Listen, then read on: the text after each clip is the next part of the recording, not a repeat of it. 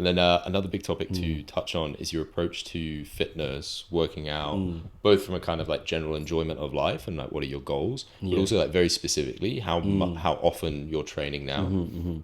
So it started with the very traditional, I don't know if you're aware of the 5x5 model. That's really popular for most beginning gym goers. For those that aren't aware, so it's just focusing only on compound lifts, bench, deadlift, squat, deadlift, row, overhead press, and maybe clean and press or clean and jerk in some variants. And you pick 5 reps. So on the 5th rep, it should be a struggle, and you do either 3 or 5 sets of that. And it's broken down. It's a very common program you can find online.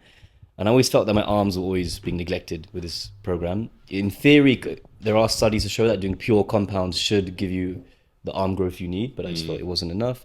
So I started to switch, started reading a bit more about bodybuilding, but by that time, lockdown hit. Yep. We had no access to gym. I wasn't smart enough to invest in dumbbells. Yeah, overpriced dumbbells. Yeah, like you have. And then I thought, what's next? What do I do now? And then I discovered, okay, calisthenics. But the issue of calisthenics is, I don't know if you've had a phase with calisthenics, is that most people just go more reps, more reps, more reps. But no one trains like that in the gym, in the weights room. I don't see anyone doing 1,000 reps of bench press as if that's normal. They'll go up in weight, and the reps stay between 5 to 12 reps, maybe 3 to 12 reps. When they hit that 12th rep, they probably go up in weight, and then they go maybe back down to 8 reps, and they go back up to 12 reps, up in weight. No one just continuously going up endlessly in reps. So that's when I thought, there's something with calisthenics here, but your body doesn't know the difference between weights, body weight, and machines. There's just resistance. There's no one in my mind saying, oh, this is no longer an external weight, so now you need to all of a sudden use different protocols apply. That doesn't make sense. So I was researching more about calisthenics. I discovered something called progressions. So just like you go up in a bench press, in a push-up, if you start here, the closer your hands get to your waist, it's the equivalent of adding weight to a bench press. So I start with push-up here, and if I was to do push-up when my hands are close to my waist, it's called a pseudo-planche push-up. It's all of a sudden, the leverage is worse, and due to leverage being worse, it feels like there's more load on the targeted muscles. So that's when I was like, wow, worse in terms of a greater strain. Yeah, exactly. And then the progressions from pseudo-planche push-up will be getting your feet off the ground, eventually doing your feet in the air, doing push-ups, called a planche push-up. So that was one big discovery of a lockdown, was that you can treat calisthenics the way you could treat a weights program, in that you go up in intensity rather than just up in pure volume. And then from that came discovery of something called high intensity training, which is often confused with high intensity interval training, but they're separate. It's HIT rather than HIIT.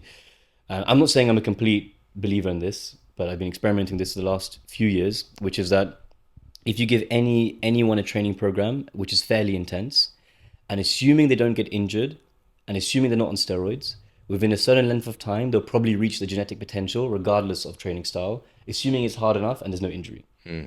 Just like how index fund over time is going to grow. Similar theory to index funds versus stocks. Over time, index funds probably outcompetes stock picking. Same with this. Over time, your body will just reach its genetic potential, assuming those two factors. So I thought, okay, in that case, which program has the lowest chance of injury and the least time cost? Because as you mentioned earlier, I like to have many interests and hobbies. Yep. So that's when I got into HIIT, which is a few protocols where you train once or twice a week. You train to absolute failure, and all the reps are done slowly with zero momentum, and you never do full range of motion. So you're always keeping the muscles under tension. And I felt I got some big benefits. My pull-ups went up, my physique improved. There were many benefits, and I felt I was much fitter than average. I could do muscle-ups, could do 15 plus pull-ups, could do handstand push-ups. And for context, what other sporting activities were you doing alongside this? Just from a during this time, I was fixed my broken nose, because I broke my nose 4 times, and I don't know if I told you, but I had sleep apnea due to that. Because I realized if you don't nasal breathe at night, or just generally if you don't nasal breathe, which is why those strips are so popular, it doesn't rejuvenate the brain properly, or I don't know the correct scientific terms. So I fixed my broken nose because I just thought I don't want to live in this constant lazy state or this lethargic state. So at that time I wasn't doing many sports. I was just doing once a week training and salsa dancing, which doesn't really count as much. And then slowly getting back into gymnastics and jiu-jitsu, but it's just very recently. So I was doing this once a week training. I noticed all these improvements, and I thought, wow, this is a huge discovery, that a dad who says, I can't go to the gym 3 times a week, so therefore I'm going to go 0 times a week. Yeah. And I thought, if these people just knew that if you could train 40 minutes a week, you can gain week on week. The caveat is, when I compared myself to others who were training way more intensely, I thought I wasn't on that level. I'm not doing one-arm pull-ups. I'm not doing full planche push-ups. So I still feel that I don't fully buy the argument that this does reach your genetic potential, at least not in the time frame I'm happy with. But I do believe that 40 minutes a week is enough to make you look better and get stronger week on week. Gotcha. The question is, how much stronger do you want to get? So If you could put a percentage on that, what would you put on it? I don't know. But I think it also depends on your baseline, because the closer you are to genetic potential, the harder it is to. Do you play Pokemon as a kid? No, unfortunately not. Okay. I did Yu-Gi-Oh, but not Pokemon. Okay, so in these role-playing video games are very popular. When you get a starter Pokemon, you beat another Pokemon, you get XP and your Pokemon levels up. In the beginning, that happens very rapidly, and as your Pokemon gets stronger and stronger and stronger, the amount of grinding, the amount of training you have to do to reach the next level is exponentially longer, using this video game analogy. So I think as you get closer to your genetic potential, for example, when you start a bench press, you might go from the bar to 25 to 30 to 35 to 40 to 50 to 60, 70, maybe to 80 kg within a few months. But then 82, and that time it went from 20 to 80, let's say it was 4 months, just made up. It might be just as long to get to 80 to 100, also 4 months. But the gap was actually that was a 40 kg gap, that was a 20 kg gap. Because as you get closer to your genetic potential, it's harder and harder to make incremental gains. So to answer your question, it would depend on if they're newbie games. You might have heard that. Yeah, sure. Are they newbie games? Also, there's also neurological pathways. You just get used to a pattern. So for example, many people claim free weights are better than machines. And I'm not going to I don't know what the answer to that question is. But my issue with many of the studies is that maybe the test of what's better is the bench press itself. So let's say you're doing chest press, I'm doing bench press. And then we're testing on bench press. Am I stronger than you because my bench is higher? Or is it because I'm used to that movement pattern, so therefore my bench is higher, not that my chest is stronger? Does that make 100% makes sense. So that's why I feel it's very hard to gauge, because are they newbie gains? Are they just getting used to are they getting used to and these studies were more based on strength rather than like looking at overall muscle growth. They'll be strength based, yeah. Because there's a clear, and then I think there are some muscle growth ones. I've not taken a deep dive into these, but I know that a lot of the free weights versus machines debates are often, they're tested in a way that tend to favor the free weights when you get into it. And I think that's why a lot of people say, I'll never do machines. But the thing is, if you're not training to be an Olympic weightlifting athlete, if you're not training to be a CrossFitter, if you're not training to be a strongman, if you're not training to be a powerlifter, what is your reason for not using a safer variant of an exercise? If I can chest press to absolute failure and nothing's going to happen to me, whereas a bench press, I need a spotter, very high chance of rotator cuff injury. And if I'm not going to look any better than the guy using the chest press, I'm not competing in a sport that requires a barbell technique. I don't really know why I would train in a bar. These are just questions. I don't know the answer. I'm not a sports scientist, but makes sense. This is making me think. I'm using calisthenics, so Yeah, I'm not using sense. either free weights or machines. But I think these discussions are too often people just say machines are stupid, let's do free weights. I think no one takes into, like I said, because training, what is training? Is training to make you stronger, or is training to make you stronger but also less likely to be injured?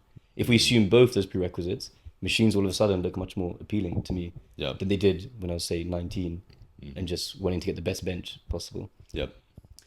Yeah, I don't know what you think about these topics. No, I think I definitely agree. And I think something I'm thinking a lot more about now is injury prevention as well. I had like a very small injury snowboarding earlier this year, and it was the lower back, so it just affected so much of what I was doing.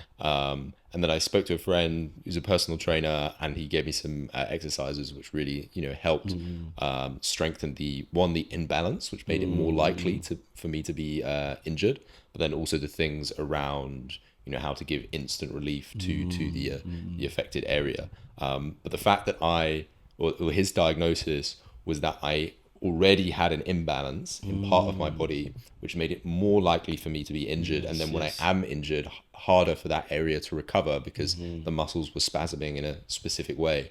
Has made me think a lot more about just adding in extra pieces, not necessarily on the training day, but in and around that, because they're normally not particularly high intensity. Work. Exactly, accessory work, most of which I can do from home, and most of which revolving around my hip flexors, in order to prevent injury. But also, as you said, when I'm in the gym, what are the exercises that I can do that, at least from where I am at now in the journey, what is it? What is the payoff? And one that at the moment I'm focusing more on alternative exercises is like barbell squat. and I'm focusing on other exercises rather than that core exercise, which is a little bit more prone to injury, particularly if you want to really push it as well. Yeah. And I think that's the big thing is, why are you training? Are we training for a particular sport? Are we training for health? Are we training to look good? Maybe for all of us, there's a mixture of those. And I think people just really look down on particular ways of training just because, and I think this leads to another point, is should you mimic professional athletes who have the best nutrition, the best coaching? They are willing to damage their body in the future for high reward now, right? Their body is their income. It's also with high performance athletes, it's often very difficult to know what their training frequency actually is. My understanding is with like powerlifters that they actually do, regular lifting multiple times a week, 5 days, maybe more. Whereas there are some sports, and this is going off a little bit in a tangent, like very high diving into water, where once you're doing above like 10 meters and they're going up to 20 meters plus, the number of dives that they do per week is normally like 1 or 2, because the impact on the body is so intense from hitting water from that height at that speed. And I think there are so many sports where it's just not clear what the frequency is, and that makes it harder to mimic it. You also don't know who's on performance enhancement drugs. You don't know who's not. So there's just so many questions. And I think just this whole nature of mimicking professional athletes for a recreational guy who just wants to look better, I think that disconnect needs to be more popular. Just thinking, what do you need to train safely and healthily and look good and be healthy? Gotcha. I'm not saying it has to be machines. Like I said, I'm not using machines. I'm doing calisthenics. Contrary to what I said before, I think this is the best bang for your buck. If you can do a handstand push-up, I think your overhead press will probably go up.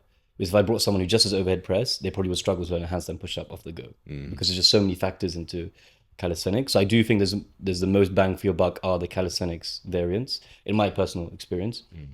Another example is if I can do a full planche push-up, or if you get an Olympic gymnast to do some weights, they can probably lift, say, 200% or a certain percentage of their body weight. But you get an elite power lifter to make him do a planche push-up, would be impossible. Just wouldn't be able to do it. Anyway, that all being said, I think if someone is just training for their own personal reasons, I think there needs to be a big change in this worldview of disconnecting between a professional athlete that's willing to damage his knees, willing to damage his back, willing to have a shoulder pain for the rest of his or her life because he wants to get a gold medal, to you want to look good and be healthy to your 60 and walk up the stairs with ease. So that's my main thing. 100.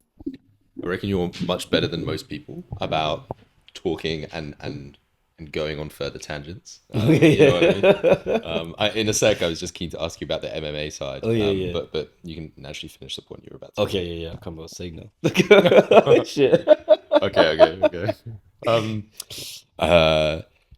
So on this tangent around, bang for your buck, both from a productivity perspective, but also from like a general kind of life enjoyment.